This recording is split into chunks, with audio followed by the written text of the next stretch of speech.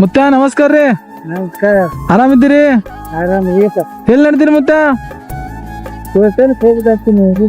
ಎಲ್ಲಿ? ಸ್ಟೇಷನ್ ಕ್ರಿ ಆಗದ ಕಣ್ಣಿಗ ತೋರಿಸ್ ಮುತ್ತ.